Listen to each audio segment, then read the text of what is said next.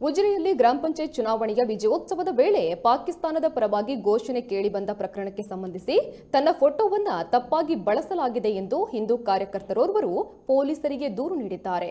SDPI ಕಾರ್ಯಕರ್ತರು ಪಾಕಿಸ್ತಾನ ಪರ ಘೋಷಣೆ ಕೂಗಿದ್ದಾರೆ ಎಂದು ಪ್ರಕರಣ ದಾಖಲಾದ ಬೆನ್ನಲ್ಲೇ ಹಿಂದೂ ಕಾರ್ಯಕರ್ತರು ಪಾಕಿಸ್ತಾನ ಪರ ಘೋಷಣೆ ಕೂಗುವ ವಿಡಿಯೋಗಳು ಹಾಗೂ ಹಿಂದೂ ನಾಯಕನಾದ ಪವನ್ ಶೆಟ್ಟಿ ಫೋಟೋ ಸಾಮಾಜಿಕ ಜಾಲತಾಣದಲ್ಲಿ ವೈರಲ್ ಆಗಿದೆ.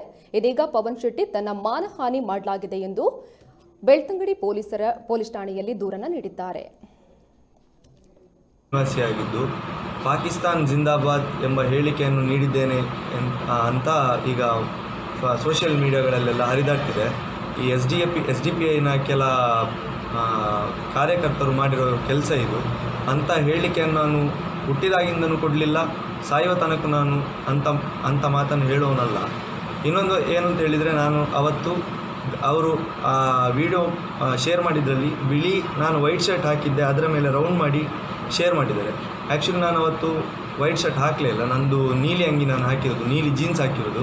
ಅದನ್ನೀಗ ನಾನು ಆ ಫೋಟೋಸ್ ಏನಿದೆ ನನ್ನ ಹತ್ರ ಆ ದಿನದ್ದು, ಅದನ್ನೆಲ್ಲ ನಾನೀಗ ಸಂಬಂಧಪಟ್ಟ ಅಧಿಕಾರಿಗಳಿಗೆ ಎಲ್ಲ ಈಗ ಕೊಟ್ಟಿದ್ದೇನೆ ನಾನು. ಹಾಗೂ ಅವರ ಯಾರೀಗ ಆ ಕೃತ್ಯವನ್ನು ಎಸಗಿದ್ದಾರೆ ಅವರ ಮೇಲೆ ಎಲ್ಲ ಈಗ ನಾನು ಕಂಪ್ಲೇಂಟ್ ಮಾಡಿದ್ದೇನೆ. ಅದು ಪುರಾವೆಗಳೆಲ್ಲ ಇದೆ ನನ್ನ ಹತ್ರ. ಸೊ ನಾನು ಅಂಥ ಕೆಲಸ ಮಾಡೋನಲ್ಲ. ನಾನು ಮೊದಲಿಂದನೂ ಸಂಘದಲ್ಲಿ ಗುರುತಿಸಿಕೊಂಡಿದ್ದರಿಂದ ನನ್ನನ್ನು ಅವರು ಟಾರ್ಗೆಟ್ ಮಾಡಿ ಇಂಥ ಕೆಲಸ ಮಾಡಿದ್ದಾರೆ. ಸೊ ಜೈ ಹಿಂದ್, ಭಾರತ್ ಮಾತಾ ಕಿ ಜೈ. ಪವನ್ ಶೆಟ್ಟಿ ಆದ ನಾನು ಉಜಿರೆ ನಿವಾಸಿಯಾಗಿ